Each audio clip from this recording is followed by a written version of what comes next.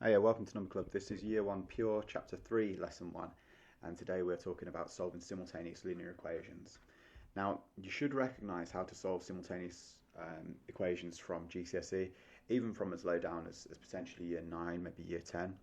And the way that you've learned how to do it before is solving by elimination, and typically what you would have had is something that looks a bit like this, but generally you would have had equals -4 and equals 5. And you would have been expected to be able to solve that. So we'll do a quick run through of what that looks like. So you'll have 3x plus 3y equals -4. Tends to be easiest if you just make it so that you've got something x, something y, and then your number on the other side, because it relates a little bit closer to what you already know. 5x minus 2y equals 5. And you'll know that you need to get common coefficients, so either to get your x's matching or your y's matching. In my case, I'm going to make the x's match. Sometimes it'll be that one of them is going to be easier than the other. So say for instance, if this was 3y and this was say -6y, you'd only need to double this equation. But what I'm going to do is I'm going to multiply this equation all by 5, and I'm going to multiply this equation all by 3 to produce 15x. So we'll get 3x times by 5 is 15x, 3y times by 5, which would be 15y, and -4 times by 5, which would be -20. Multiplying by 3 here, we'll get 5x times by 3 is 15x, -2y multiplied by 3 is going to be -6y equals 15. Okay, now at the moment what we've got is we've got matching in the x, and when you're doing this elimination, same sign, subtract. Okay, if you've got different signs, if you've got common coefficients and one of them's positive, one of them's negative, add up. When we do this subtraction here, what you'll find out is that you get 15x take away 15x, which is going to be 0. If you had two different signs, if say for instance you had 2x and -2x, if you add those up you get 0. So same sign, subtract.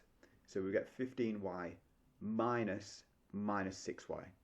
Okay, which is going to be 21y, and -20 minus 15 is going to be -35.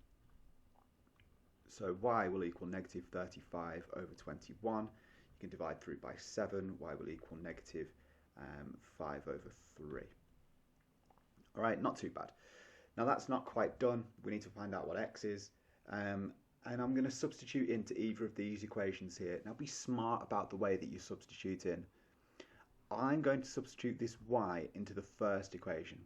The reason I'm going to do that is because this has got a coefficient of 3, and when I multiply this by 3, I'll end up with -5, whereas if I was to multiply it by -2, I'll end up with +10 over 3, which is going to be a bit of a pain. So I'm going to take my first equation, which is going to be 3x plus 3 lots of y, which in this case is -5 over 3, equals -4. 3x minus 5 equals -4. These 3's cancel out, don't they? And you end up with 3x is equal to 1, x is equal to 1/3. And so your solution will be 1/3 -5 over 3, written as coordinates. Now these will be two straight lines. I don't know how these straight lines particularly look. You'd have one that goes off like that, and maybe you'd have one that goes like that. And their point of intersection is what you've just found. Obviously that's not accurate for this one because it should be under the axes.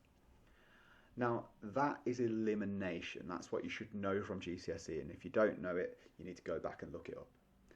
This question is going to be solved by substitution, and this skill is extremely important because solving by elimination works for linears but does not work for curves.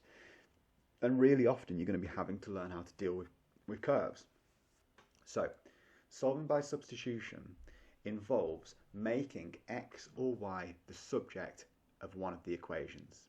Now in this case, these are both linear, and so there's not really one that's miles easier. We'll be talking about curves in the next lesson.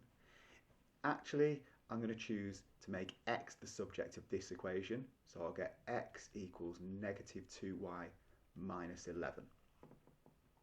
Okay, that is still the same as this, but x equals -2y minus 11, I'm going to substitute that into here. So I'll get 2 x's, well x was -2y minus 11, minus 3y plus 1 equals 0. So negative 4y minus 22 minus 3y plus 1 equals 0. Negative 7y minus 21 equals 0. Negative 7y equals 21. Y equals negative 3. Okay, and you can see that it's actually quite nice. It's not overly difficult, really. It's sometimes people kind of really want to always stick with elimination, but eventually you'll find that substitution is just as easy, but much more powerful. So we get y equals negative 3, and when you substitute this in, you've got a choice between the two original equations or the one where x is the subject. Substituting as the one where x is the subject, because often that's just going to be easier. X is going to equal negative 2 lots of negative 3 minus 11. X is going to equal 6 minus 11. X is going to equal negative 5. And so there you go, you've got negative 5, negative 3.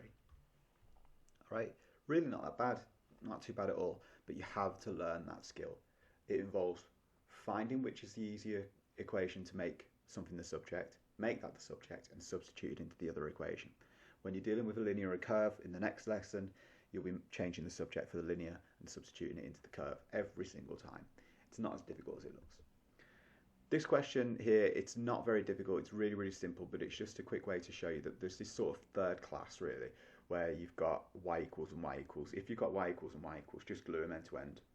Okay, it is a bit like a substitution, but it just looks a bit different, really. So you get this thing. 6x equals negative 3x equals negative 1/2.